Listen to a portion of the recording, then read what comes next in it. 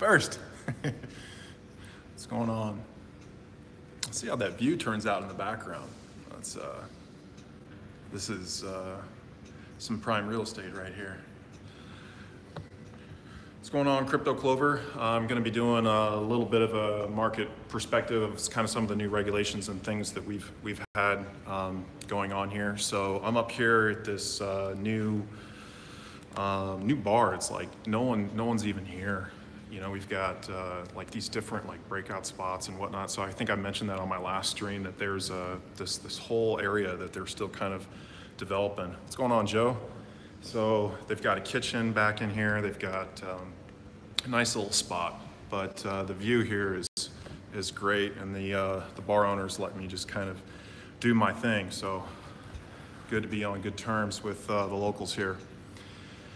So I wanted to do a little bit of at least just an overview of kind of what we've seen here in the last 24 hours or so. It's kind of been an interesting aspect. So I did a video the other day, and I was kind of coming at it from like, you know, a perspective of how I'm interpreting, you know, the rulings, what we're going to be kind of seeing.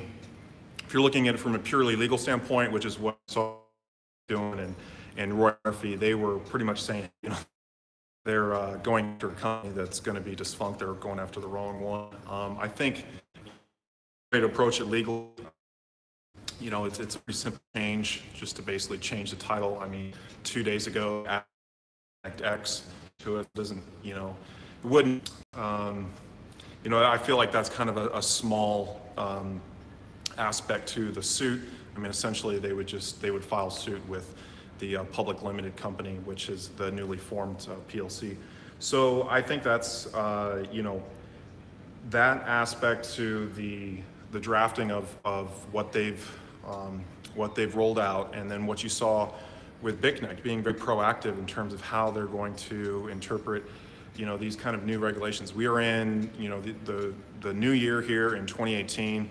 And I think this is going to be a growing trend that we're going to be seeing with a lot of these exchanges, these you know, kind of different cryptocurrency platforms. You're going to be seeing a lot of new rules and regulations that are coming out. And so I think that that's going to be you know, a big thing.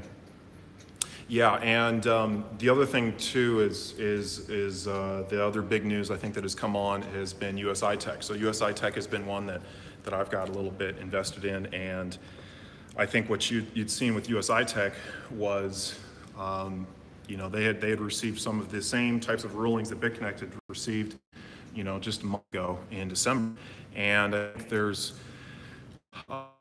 aspects to how USI-Tech is, how Bitconnect is basically to kind of fall in line with what USI-Tech is doing now. USI-Tech is being very you know, very kind of want to comply with regulations, and what you've seen them is they're going to ban it in the US and Canada. So there's some different ways to maybe go about looking at that. I mean, you know, I'm a US citizen, but I live here in Malaysia now. You know, I'm kind of, you know, living in some different areas, and so I'm looking at getting, you know, some foreign addresses, and I'm wondering how that's going to be interpreted by some of these different platforms.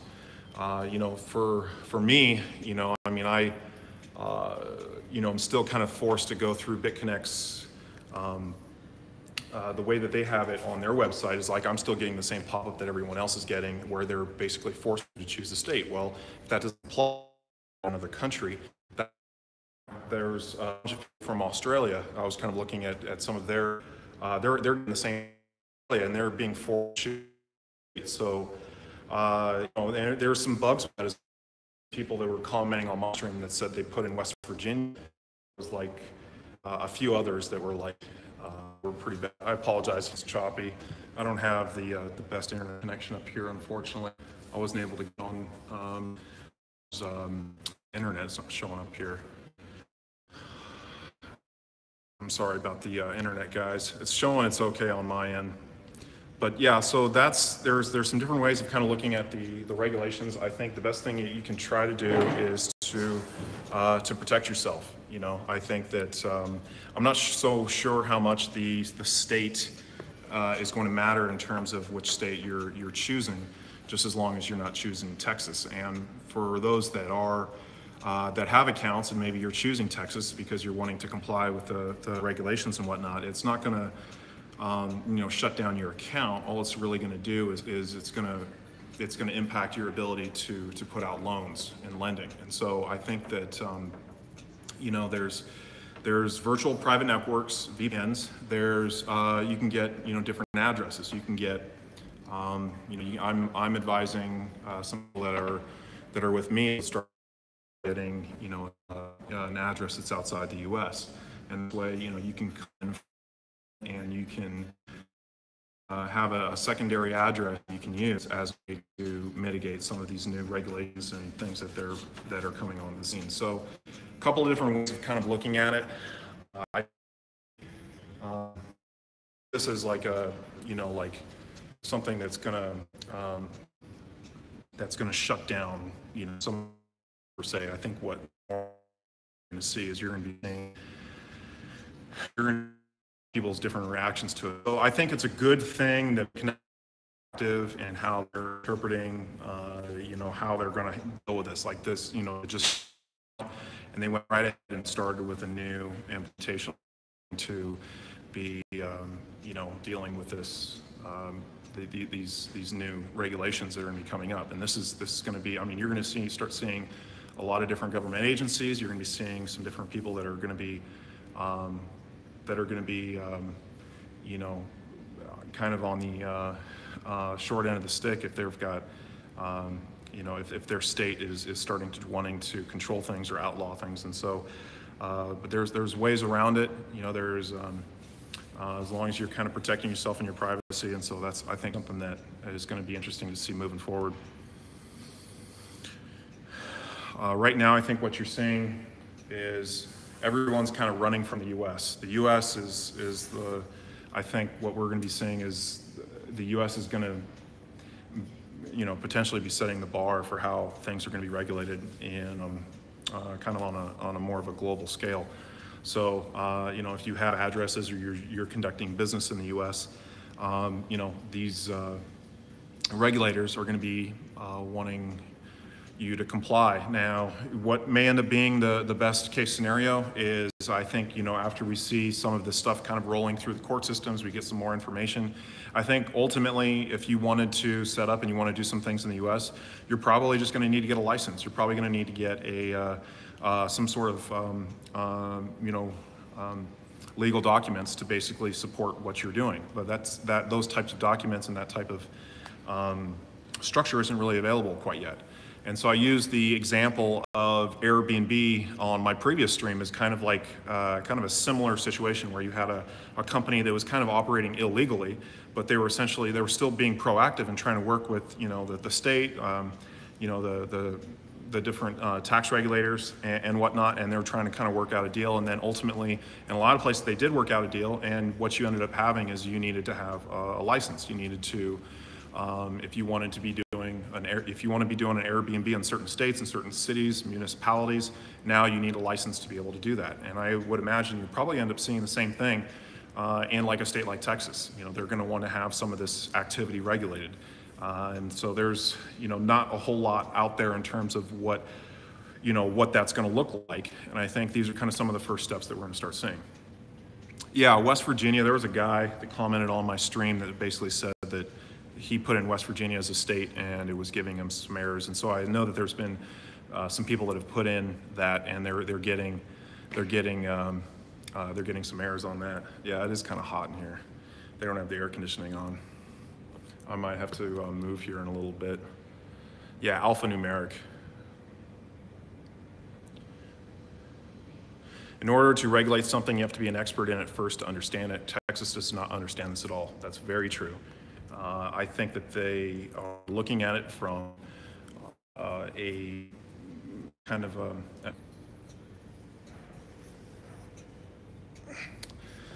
sorry about the internet. I'm gonna move here a little bit. Maybe I get some better internet. Move a little bit closer and move into some air conditioning.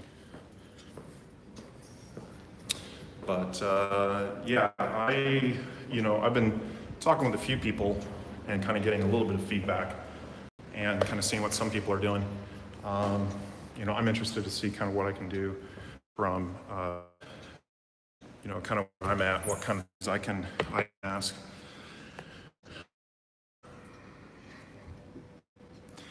What's going on?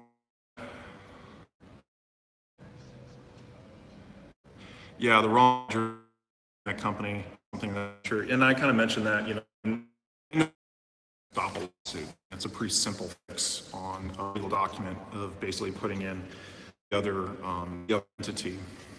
So there's some, dynamics with that entity because it's, it's not a limited, it's like it's public, it's a public entity. So I think one of the things that you have to consider when you're dealing with these regulations and whatnot. So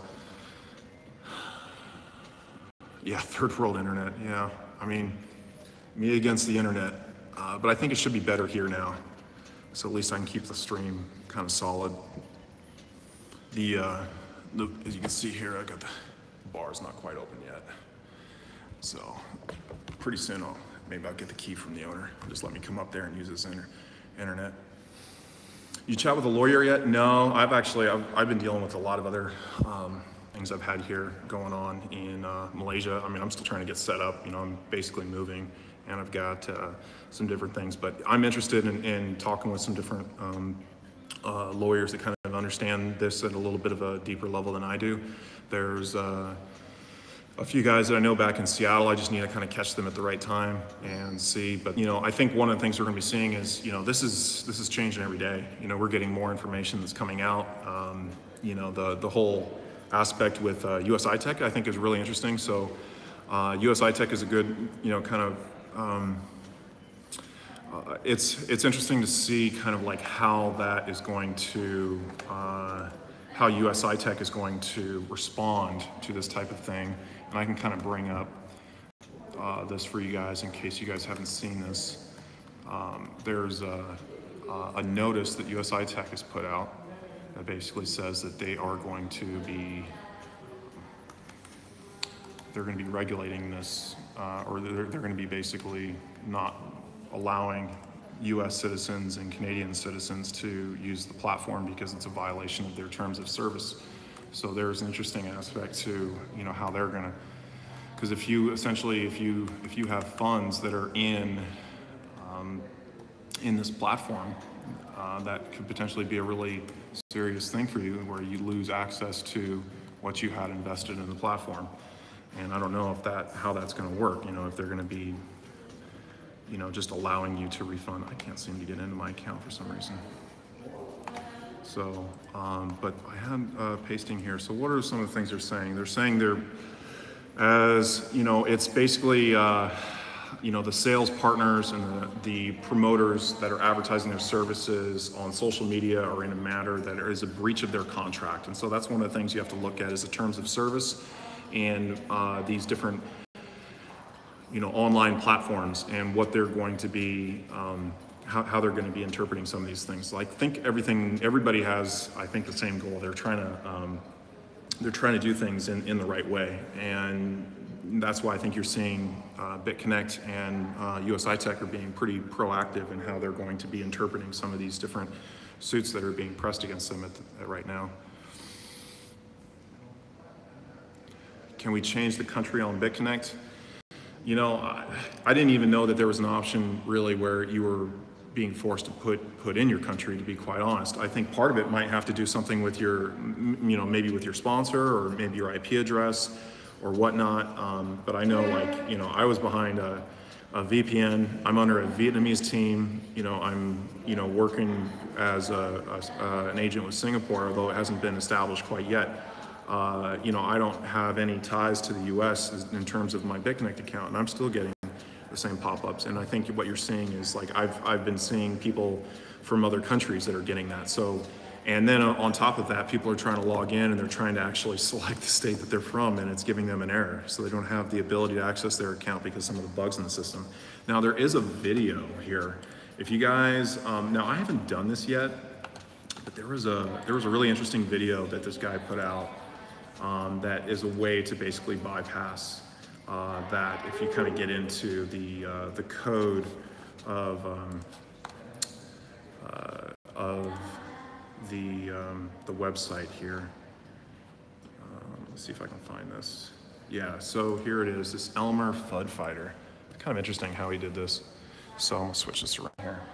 So this guy, the title is Don't Live in Texas, Still Can't Log in a Bitconnect Solution. And so he kind of goes through and he's basically typing it out here. There's no like audio, and he's going in, and there's a way for you to kind of manipulate the code and basically kind of bypass that screen that comes up. So there are, you know, if you kind of look into this, there are a couple ways around it. I haven't really tried them just yet. I'm kind of waiting maybe to hear back from a couple people at Bitconnect and see if I can get a little bit more information, though this has kind of been a huge thing that's kind of swept over the Bitconnect platform, and you're seeing it really affect pricing as well. A lot of people are not keen on what's going on here with Bitconnect as of late, and you're seeing the prices really kind of drop because of that. Everyone is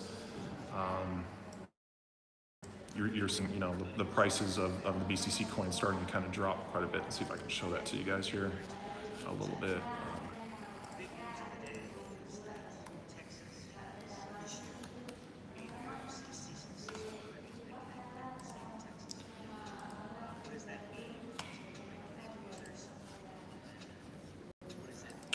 Bear with me one, guys.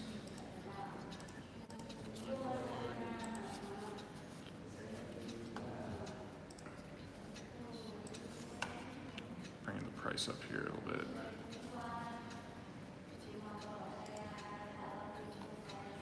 I'll check in here with the chat here a little bit.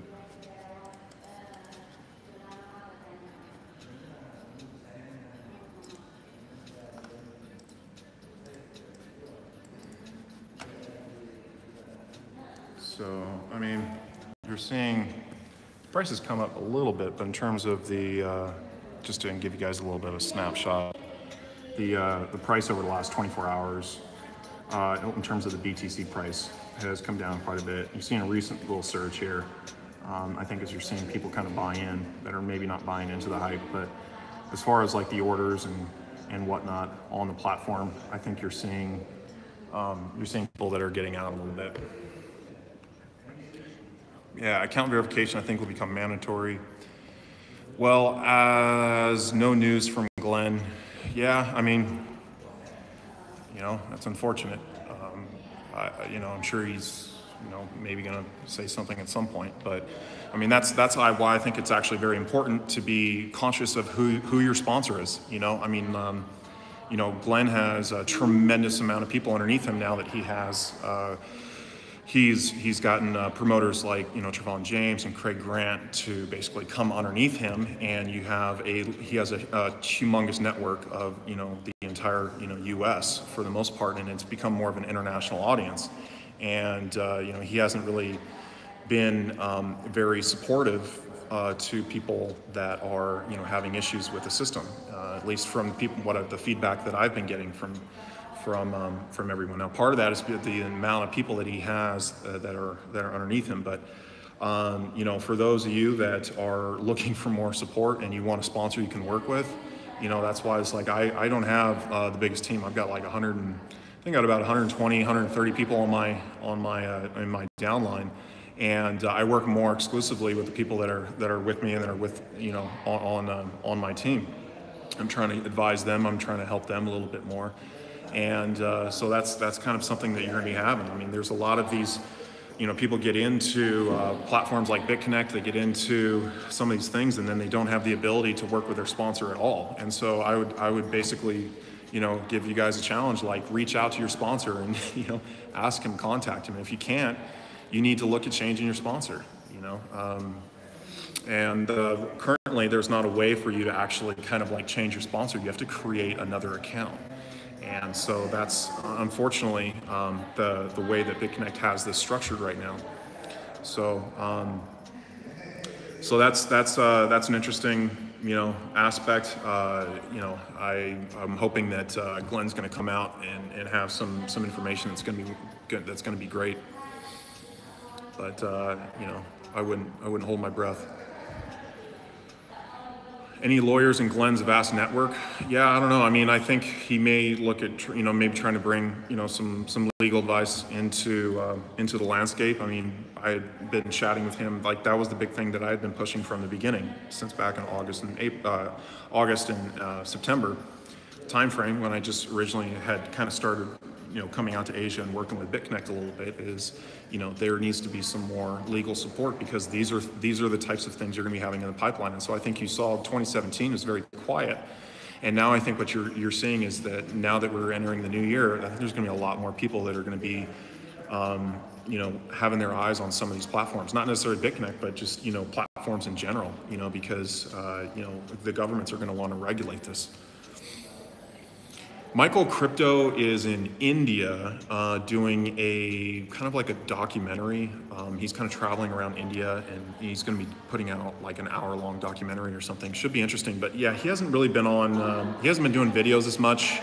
Even the videos that he's been doing really haven't been getting, a whole lot of viewership. So I think he might be changing, his strategy a little bit. He might be doing some different things. So we'll see. But I like Michael Crypto. Silence from leadership is deafening. Communication is the champion. It's not rocket science. Yeah, I agree,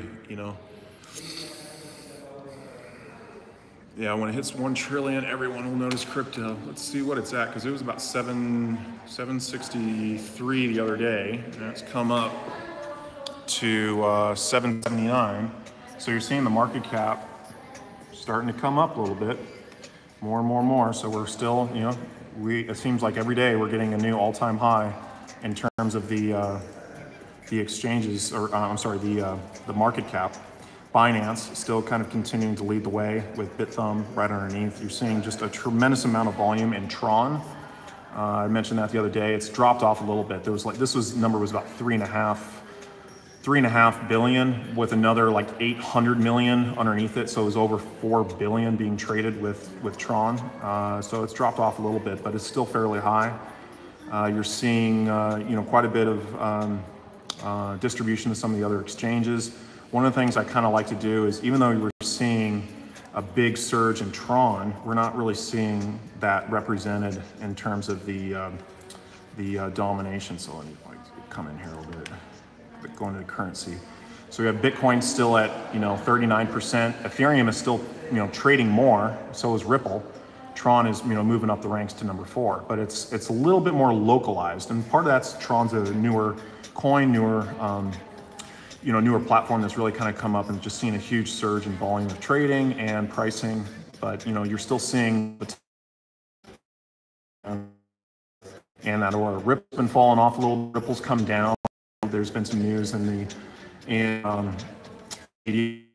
it's the Coinbase is saying they're not going to be adding Ripple to. Sorry guys, dealing with internet issues. The internet circle of death is gone. But yeah, I was talking about Ripple. Ripple has come up quite a bit, and you're seeing the volume was kind of like tapering off a little bit. But it was interesting to kind of see this ramp up, and you saw a huge spike. And this was basically January 3rd, January 4th, right in this time frame. And then you with the kind of the negative news, you've seen it drop off a little bit. It's almost lost, maybe a third of its pricing, where it was at, basically about 350 or so. And it's come down to, well, it's come up a little bit to about $3. So it hasn't lost quite that much, but it's still one that's kind of trending down a little bit.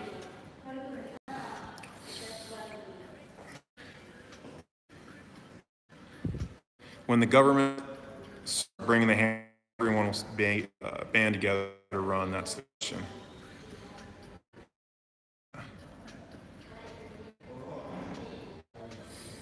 I'm glad I have moderators on my stream now. I read in Bitcoin magazine state in favor of blockchain technology. Just moved there. Yeah, that would be a good one. Is staying mobile in crypto, I think, is a definite advantage. You can, if there are states that are better regulation from a regulation standpoint, that's going to be that's going to be a huge advantage, especially if you're looking at it more from a business standpoint. If you're just an investor and you're just investing in these platforms and you're not really trying to scale or really trying to do some of these things, I think probably your best strategy is going to be to protect your privacy through a virtual private network or some of these other ways of kind of staying anonymous, and also having addresses. Whether it could only, it could be something as simple as like a mailbox. You could just have a mailbox in another country and using that as your primary address so that, you're not getting shut down by some of the exchanges. Why you're so sweaty. Yeah, it's like 90 in here. It's really hot. Yeah, geez. They don't have the AC turned on because the businesses aren't open yet. But yeah, I'm still getting used to this heat. Malaysia is really hot. It's going to take me a while for my body to adjust.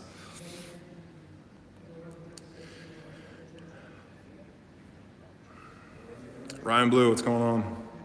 It's -20 here. That's funny. Yeah, I'd take the heat over the extreme cold. I like snow every once in a while, but people making serious money in crypto will leave the U.S. Yeah, I think you're going to see that more and more as a trend.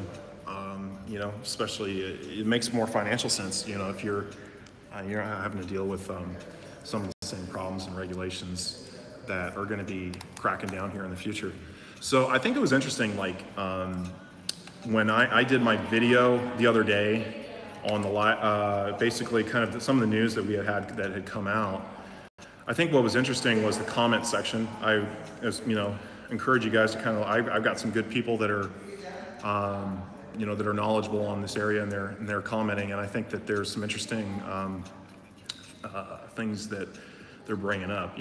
It's you have like BCC's response. This was Robert talking here. He was basically saying, upon logging in, there's clearly a method of cover your ass, wipe hands of any implied liability, and that BCC is kind of handling this in a little bit of a wonky manner, and it may be more harmful than a remedy. I mean, it seemed they kind of rushed to kind of throw this out, and had some bugs behind it. People weren't actually able to.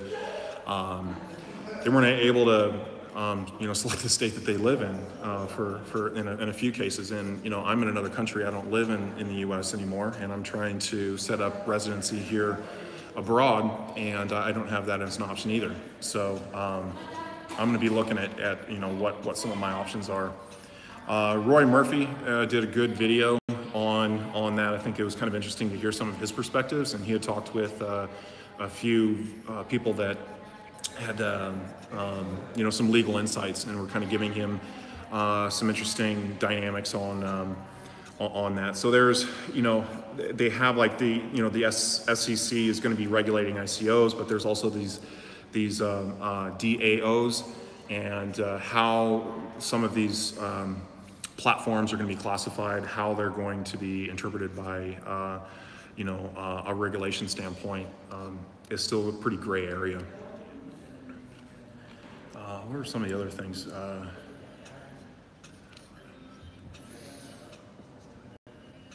You're still a citizen of America, and breaking that chain is close to impossible. Yeah, I mean, I think I can. I'm looking at getting, a second passport, maybe a third passport. That's some of the strategies that you're seeing.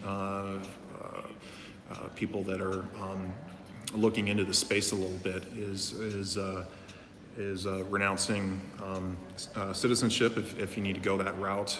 There's some different advantages to conducting business in another country. There's a guy that I always kind of reference on my streams. He's actually put out some really informative videos lately. His name is Andrew, and he goes on our YouTube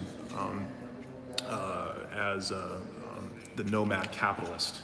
So let me bring this guy up, because you guys need to follow this guy. He's been putting out some really interesting material here. But he just put out a couple of videos recently that were kind of interesting. So he's getting more into crypto now. He used to not really be in crypto. But buying foreign real estate in Malaysia, he's documenting his experience, the real reason, citizenship-based taxation, Nomad, best cities to live in, most underrated passport for travel, IRS versus Bitcoin, why US crypto investors need a second passport. This is a really interesting video here. These are kind of basic stuff, and pretty much what I've been kind of explaining in some of my streams are coming from some of the perspectives that I'm getting from him and a few others that I've been following. But I think that he's got some interesting stuff there where he's really kind of breaking it down. And I think that there is some definite advantages to doing business here in Southeast Asia for cryptocurrency. But I think, in general, 2018 is probably going to be the year of the privacy coins. I think you're going to be getting a lot more people invested in privacy coins because they're not going to want to necessarily deal with some of these regulatory overheads. And I think they're going to be first going after platforms like USI-Tech, like Bitconnect, like some of these other ones. They're also going to be going after Bitcoin. Like what you're seeing in Vietnam is you're seeing, cryptocurrencies, well, not cryptocurrency, but Bitcoin's going to be outlawed in Vietnam. And there's going to be other countries that are going to have their own stances against this, and so it's going to kind of force things underground. And there's going to be some advantages to basically moving out of the country if that's what you need to do. That's one of the things I'm looking at here. I've got 3 countries, so I've got Singapore, Malaysia, and Indonesia. Right here, you can actually see all 3 of them right here. And so one of the things I'm going to be doing is looking to find the advantages of conducting business in some of these areas. So you've got Indonesia is right over here. You can see Singapore is right over here, and we're in Malaysia here. So I think that there's going to be some interesting things. I'm looking at networking with some people that really know this stuff. They have, I think they want you to be licensed here in Malaysia. So I'm going to be looking into some of those regulations and whatnot. Singapore is going to have their own policies and stances. And so I think it'll be interesting to kind of see what comes out of that.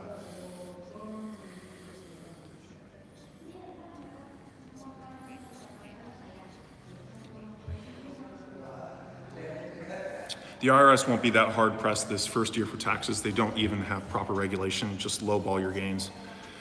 Yeah, there's, I think they're going to be going after bigger people. The thing you have to understand about like the IRS and some of these different entities is there's an incentive to come after people that aren't claiming their taxes. So if you're an IRS agent and you are, you're given like 10% of whatever you're able to kind of get from somebody that's like not paying their fair share of taxes. So you go after someone and they're not paying like $1 million in taxes. The IRS agent, if he ends up going through that case and he's putting in all that work and he gets the objective that he's looking for, he's going to make 10%, which is like $100,000. So that's how they're incentivized to kind of work into the system, is they make a certain percent. And I'm throwing out 10%. I don't know what the percentage is, but I know it's something like that. It's a pretty high percentage.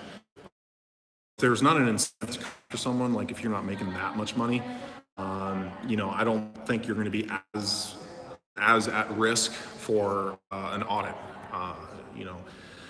or some of those different regulations. We'll see. It's been very big. It's up last year around March, April, and you started seeing people making a lot of money in cryptocurrency. You're seeing people that are using it as a tax haven. You're seeing people that are trust more in cryptocurrency than fiat currencies. We haven't had a recession in a while. It's been, last recession we had was, the 2008, recession that we had. So if we're due for another recession, I think that in cryptocurrency is going to be a very good to kind of mitigate in that respect. Someone should volunteer and turn themselves into just to see what happens. Economy is booming. Yeah, I would say I would agree with that. I think it's booming. I think that there's a lot of artificial gains in that boom. Is the one thing that I would be a little bit cautious of. But yeah, I'm probably not the best person to really kind of extrapolate some of my opinions on that, because I really kind of focus more on cryptocurrency. You know, I'm not an inflationary currency like the US dollar is not something that I really want to use as a store of value or store of wealth. If you want to invest in some stock companies, or you want to put your money aside and make, you know, the small interest rate that a bank is going to give you, like that's what you'd be for generation. You know, if something goes wrong, you want to have somebody they can talk to. Like that's the problem, I guess, with cryptocurrency, is you are dealing with your own financial sovereignty. Like you are in complete 100% control of your own financial assets and things like that. So it's you know, you could very easily lose your, you know, access to your assets. Like if you lose your two-factor authentication to an account, like you lose that forever. There's been a lot of tickets that have been in the system with Bitconnect that Bitconnect's not even responding to, and a lot of it has to do with, you know, hey, I lost my two-factor authentication, and I think people are starting to realize that whatever money you had in there is gone. Like you're not going to get that back. You have to really you have to do your due diligence and understand that, you know, this is a very serious matter. There's not necessarily a person that behind the scenes that can fix all of this stuff. You know, just like that, you're going to have to take more responsibility.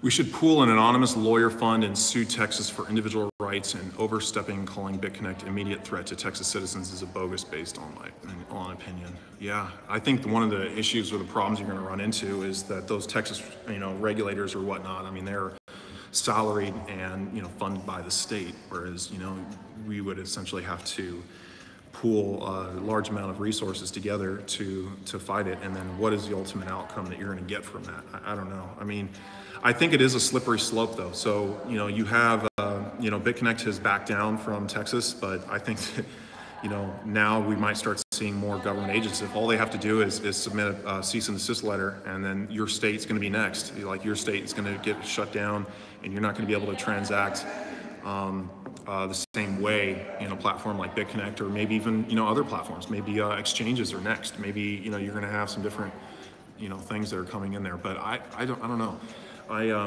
I think that's a big reason why, like, I'm here in Southeast Asia, and I think that for me, like, this is where you're seeing most volume of trading. You're seeing the cryptocurrency market as a whole is centered here in Asia. It's not in North America, and I think you're dealing with more regulators and people that are wanting to kind of get into your personal business in the U.S. because they're incentivized too. If they can prove something, then they can. You know, they can come after you and you know, make your tax situation a little bit bad for you.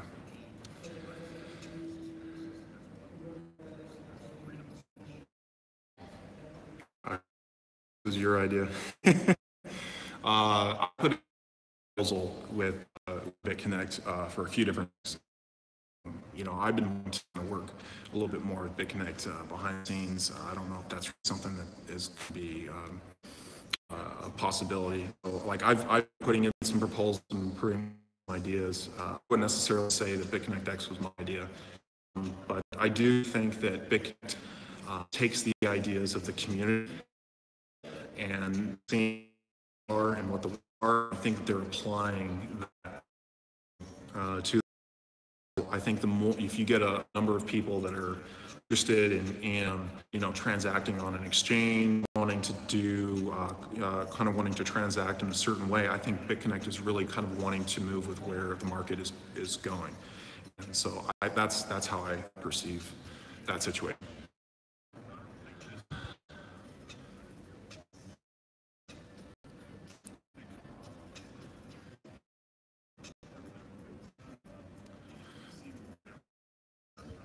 Can you hear your thoughts on Bitconnect X?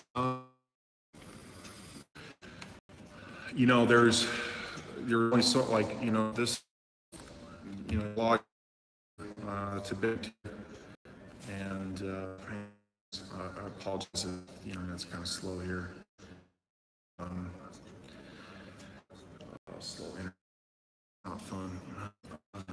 But anyways, you down, and I think that is going to be something where more and more, there's kind of an anticipation and excitement. Like, people don't really know what Bitconnect X is or what it's going to be.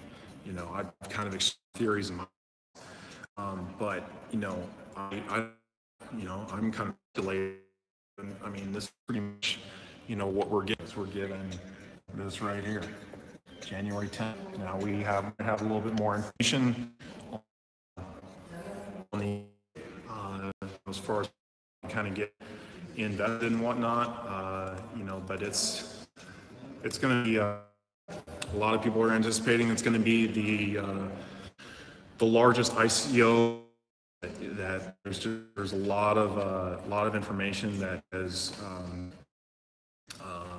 there's a lot of activity behind a platform like Bitconnect. There's a lot of capital behind it. There's a lot of very developers behind the platform that you're seeing. You know, is, you know, countdown here.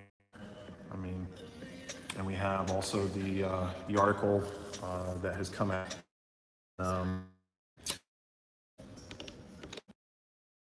The newsletter. Let me see if I can pull that up. I was trying to pull it and go over that a little bit, and I'll check in here with the chat.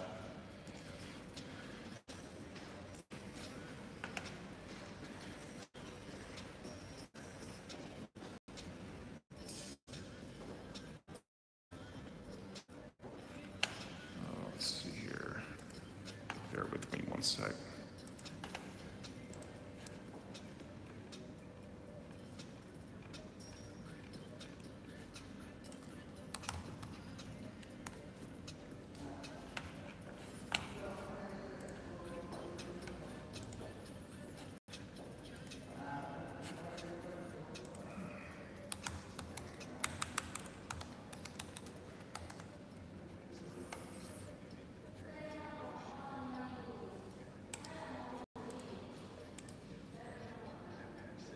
So this is what we've got here. ICO update, Bitconnect team. I'd like to wish you all community members a happy new year. Incredible journey for 2017. I mean, it was one of the best performing coins of 2017. That's, you know, you can't really dispute that. There's acceptance and awareness, and cryptocurrency is an all-time high. Thanks to platforms like Bitconnect, spreading the message globally. Bitcoin is dominating the news media. If you were doing a Google search for the year 2017, Bitcoin was number 2. I believe it was like the hurricane, there was like a hurricane, I think that was number 1. Let's see here. But yeah, you know, this is the ICO tentatively scheduled for January 10th. There'll be more details coming as the ICO gets activated on the 10th. So, you know, not a whole lot of information, a lot more speculation. You know, in terms of, you know, where I see the cryptocurrency market, and if you're reading into that email, like that is one of the things they're saying, is that they want to be at the forefront of what's going on in cryptocurrency. They're actually attributing the platform like Bitconnect as being one of those contributing factors to spreading the message of cryptocurrency as a whole globally. And I don't think that's necessarily, you can dispute that. You have some of the largest YouTubers that are promoting the platform. They're promoting cryptocurrencies as a whole, and I think that you're getting a lot of interest, you know, behind this. And I think it's time for Bitconnect to kind of branch out and start a new platform, start a, you know, completely separate entity that's not going to really mess with what's been working. And I think it's going to be a very highly anticipated event. Craig Grant commercials 24/7. Yeah. Clover, if anyone knocks on your door and they're wearing a big cowboy hat, you better grab that day bag and run. Yeah, I don't know if anyone from Texas is going to make their way all the way out here, but we'll see.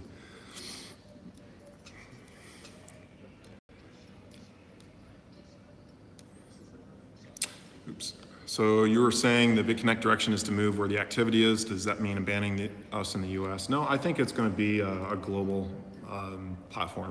I mean, cryptocurrencies as a whole is global. I've kind of expressed a little bit of my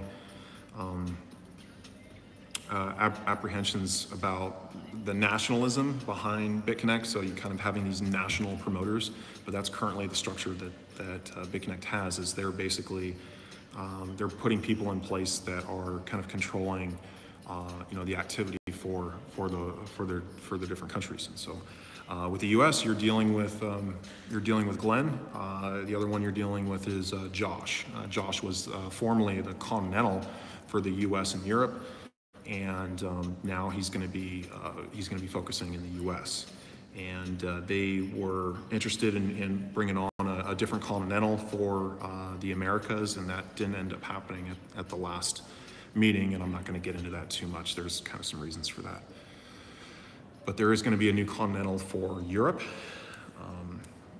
and he's going to be working primarily with Satish. Josh's last name is Jefferson.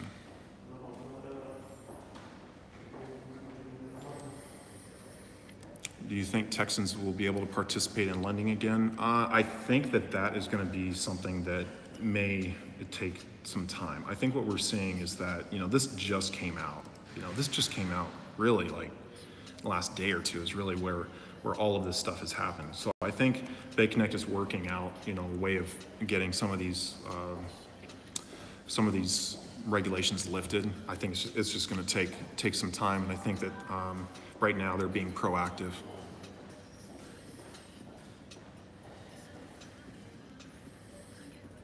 Clover, keep it real. Will people in the US have a chance to either reinvest or take out our money? I mean, you're still going to be able to take out money out of the platform. Like, that hasn't really changed. I think there's been a verification process that, from what it sounds like, I haven't encountered that yet. But maybe they have it for larger sums of money. I haven't tried to take out large sums of money out of Bitconnect, so I don't really have a need to take large sums of money out of Bitconnect. So that's not something that I've encountered yet, but that's what I've been hearing, is that people that are trying to transact large amounts are dealing with that. But I don't see a lot of this information is really impacting Bitconnect. As something that's going to be shutting the platform down. Like, I don't see that happening at all. Like, I think that more what you have is you have regulators that are going to be basically giving their stance on how they want this to be interpreted legally.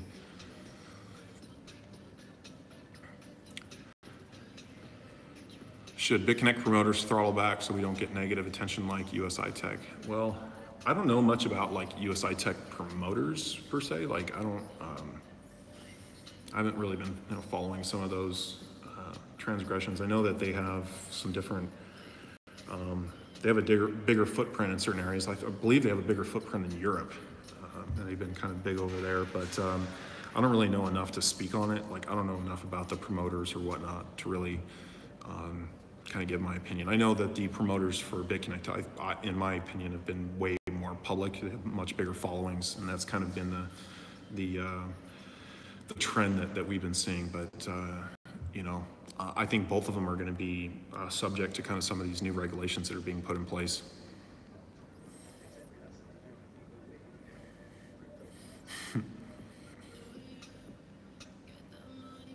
Bitconnect isn't as visible as USI owners. USI owners can get sued. Yeah, I think that's a great point, Mike Lux.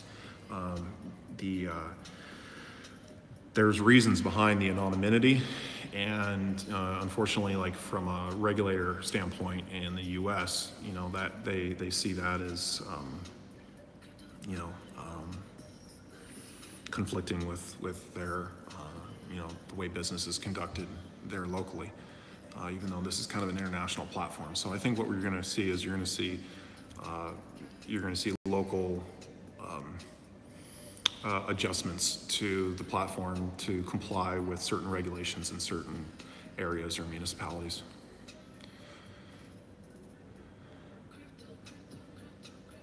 Clover needs to step up and take more of a leadership role. Well, I'll do what I can. I mean, I need to be surrounded by people that are going to be working with me. Like right now, I'm a one-man army. Like, I got this whole place to myself, you know, like, you know, it's kind of a cool deal. You know, I've got you know, a nice little spot to kind of set up shop, but I'm going to be looking to bring on some help for sure. Like, I mean, I've been wanting to kind of like I had this focus, like I was working on this song, I was working on kind of like, you know, pumping out, you know, some different, you know, music videos or some different, you know, kind of more artistic material. And then all of this kind of like regulation and like, you know, stuff started coming up, and I just had to address it because I just was getting inundated with messages from it. So, you know,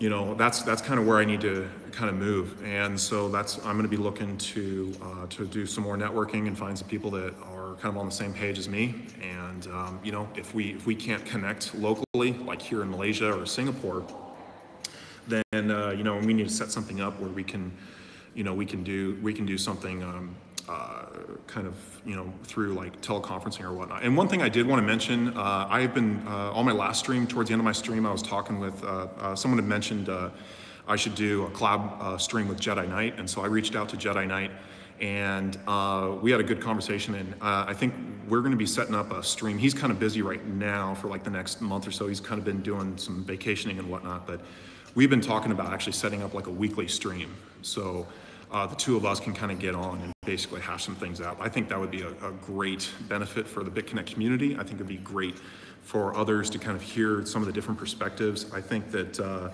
you know, I sometimes feel like, me personally, I'm a little bit more out there, kind of like, you know, exploring ideas and possibilities. And I feel like a guy like Jedi Knight would really ground me. And I think that he would be a great addition to basically kind of, to look at things a little bit from, you know, a very, like a lawyer's kind of perspective, and kind of like being very careful with how he interprets some of these different things. So I think between the two of us, I think that would be a great collaboration. So I'm looking forward to that.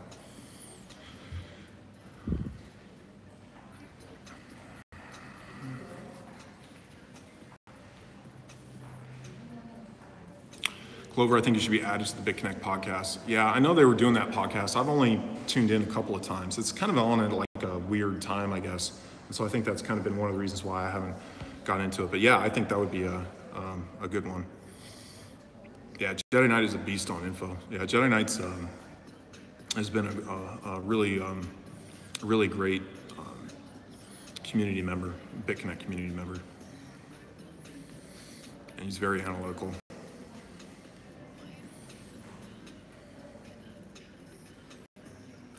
So I'm gonna probably stay on for another 5 minutes, probably keep this stream in about an hour or so. So I'm gonna run through maybe a few more questions before I get off.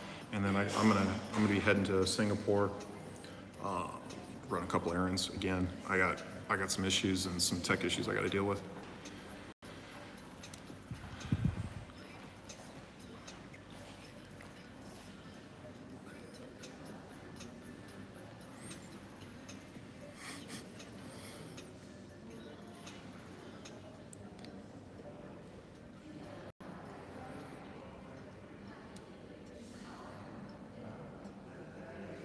Roy Murphy mentioned he's consulting with a lawyer who is in IMF and worked 2 doors down from the White House. Yeah, I mean, it sounds like he's got some good connections. You know, you know, I have some lawyers that have federal prosecution experience in Seattle, and they were very networked with some guys in New York that really knew the Bitcoin cryptocurrency market. But one of the things that they had brought up is that there's just a lot of stuff that you got to do if you want to do it from a if you want to be in complete and total compliance. Now, the gray area there is pretty vast. So, you know, from a legal standpoint, I think that there's always different ways to interpret, you know, some of written. So, you know, I think that having a license or having some of the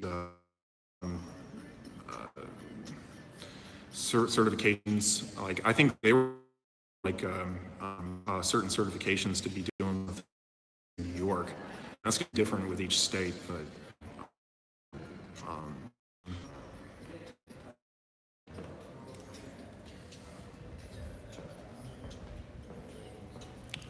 sorry about the Wi-Fi, guys.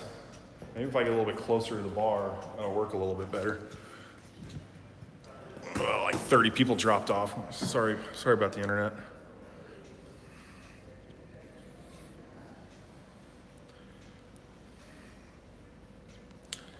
quick recap on the Texas debacle, please. Okay, yeah, let's go over that since I kind of went over that earlier in my stream and do a quick little recap. So basically, you had it was a very new letter. It was new because it even included Bitconnect X, which had just come on the scene, like had just been announced a few days ago. So they're definitely kind of very up on kind of what was going on. This was something that they were getting ready to file. I don't know how the information really kind of hit the scene so fast, but it's on the Texas Security Board website, so you can check it out. It's definitely real. And what did you see? You saw a lot of videos from YouTubers. You saw a lot of people kind of like giving their perspectives and their advice. You saw some different interpretations. So a lot of people were kind of saying, hey, they're going after the old company. Like that's not really it's not a valid document because they're not even going after the new formed company with all of the national promoters. And that's kind of something that it's in a legal sense, it's kind of an easy fix. All they really need to do is to change that entity. But yeah, like they were right in that respect. But I think that it doesn't necessarily negate the fact that these regulators are going to be coming after some of these platforms. And what you've seen is they recently came after USI-Tech about a month ago, and you're seeing USI-Tech has had a very